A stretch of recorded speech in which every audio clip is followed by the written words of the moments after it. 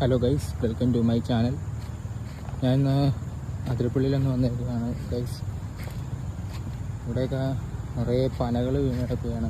കാരണം എല്ലാ ദിവസവും ഇവിടെ ആന വരുന്നുണ്ട്, പന മറിക്കുന്നു, കഴിക്കുന്നു. അങ്ങനെയാണ് ഇവിടെ ഞാൻ കേട്ടത്. ഇവിടെ നിങ്ങൾക്ക് കാണുമ്പോൾ അറിയാൻ പറ്റും, കോട്ടേഴ്സിൻ്റെ ഇവിടെയുള്ള എല്ലാ പനകളും മറിഞ്ഞു കിടക്കുന്നത്. അതൊക്കെ ആന ഭക്ഷണം മാറ്റുന്ന ഒരു കാഴ്ചയാണ് കാണുന്നത്. പിണ്ടങ്ങളും കാണാം, കണ്ടോ. അപ്പടി വഴുക്കലുള്ള ഒരു ഏരിയയിൽ കൂടിയാണ് നടന്നു പോകുന്നത്. അപ്പം നടക്കുമ്പോൾ എപ്പോൾ വേണമെങ്കിൽ തെന്നി വീഴാം. മഴ പെയ്തൊന്ന് തോർന്ന ഒരു കാലാവസ്ഥയാണ് ഇപ്പോൾ. ഒന്ന് ചെറുതായിട്ടൊന്ന് വെയിൽ കണ്ടു തുടങ്ങിയിട്ടുള്ളൂ.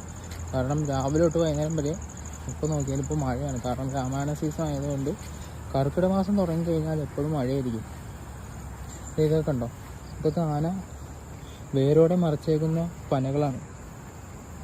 കണ്ടോ, തിന്ന് ബാലൻസ് വെച്ചിട്ട് പോയേക്കുന്നതാണ്. ഇതൊക്കെ ഒരാഴ്ച പഴക്കമുള്ള പനയാന്ന് തോന്നണം കണ്ടിട്ട്. ഒരാഴ്ച പഴക്കമുള്ള പിണ്ടൊക്കെയാണ്. പുഴക്ക് സൈഡിലുള്ള ഫെൻസിങ് തകർത്തിട്ടാണ് ഇവന്മാർ കയറി വരുന്നത്. ഇങ്ങോട്ട് ഇവിടെയൊക്കെ എല്ലായിടത്തും പിണ്ടമാണ്. ഈ കാണുന്നത് ഇങ്ങനെ കിടക്കുന്ന ഈ ആന പിഴുതെടുക്കുന്ന പനയാണ്. വേരോടെ പിഴുതെടുക്കും ഇവന്മാർ കഴിക്കാൻ വേണ്ടിയാണ് എടുക്കുന്നതെങ്കിലും അവർ മാക്സിമം അവർക്ക് കഴിക്കാൻ പറ്റുന്നത്രയും കഴിക്കും. എന്നിട്ട് ബാലൻസ് വേരോളം ഇങ്ങനെ പൊങ്ങി ഇങ്ങനെ കിടക്കും. നമ്മൾ രാത്രിയിലൊക്കെ ഇങ്ങോട്ടൊക്കെ ടോർച്ച അങ്ങനെയുള്ള എന്തെങ്കിലുമൊക്കെ അടിച്ച് നോക്കുമ്പോൾ വേറെ എന്തെങ്കിലും മറ്റ് ആനിമൽസിൻ്റെ ആക്ടിവിറ്റി ഉണ്ടോ എന്ന് നോക്കാൻ വേണ്ടി നമ്മൾ ഒന്ന് ചെറുതായിട്ട് സ്ലിപ്പായി ഗൈസ്. ഞാൻ പറഞ്ഞില്ലേ, ചെറുതായിട്ടൊന്ന് തെന്നി വീണു.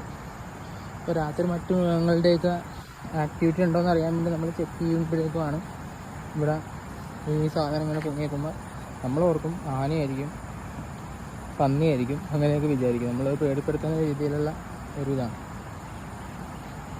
പിന്നെ ഗൈസ്, ഇവിടുത്തെ ഇവിടെ ഫെൻസിങ് ഇട്ടായിരുന്നു. ആ ഫെൻസിങ്ങുകളാണ് ഈ പനമേൽ ചാരി വെച്ചേക്കുന്നത്. ആന കയറി ഒന്ന് നശിപ്പിച്ച ഫെൻസിങ്ങുകളാണ് ഇതെല്ലാം. കണ്ടോ,